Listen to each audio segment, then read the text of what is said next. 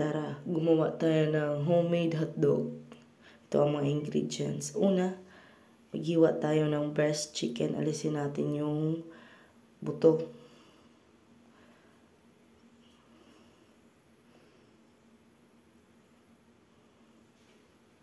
Ito na, prepare ko na yung mga ingredients. Then, ihalo ko na. Inalo ko lahat para isahan na lang. And, dyan, bawang, sibuyas, paprika, paminta, ginisa mix. O, hinuli ko yung cheese. Ayan. Blend natin. I-blend natin sa food processor.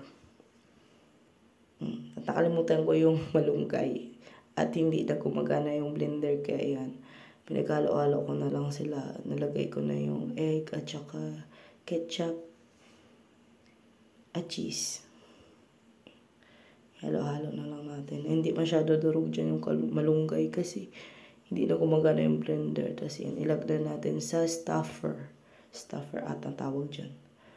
Meat stuffer. Tapos yan.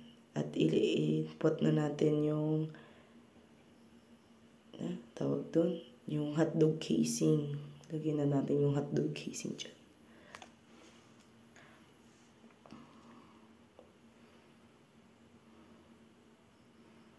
Yan na. Cute tingnan.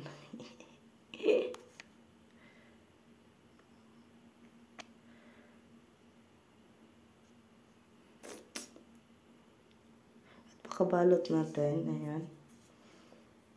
Hirap na hirap ako kasi nagbibideo na. Tapos gumagawa pa. Tapos yung cellphone nahuhulog. Tapos yan na yung natapos ko. Mga 15 pieces yan. Tapos yan na. Ganda. Tapos yan, magpakulo ng tubig. Hindi naman kulong-kulo. Yung mainit lang. Mga 30 minutes na ganyan. So, hindi yung, basta wag mong pakuluin kasi papangat daw yung texture.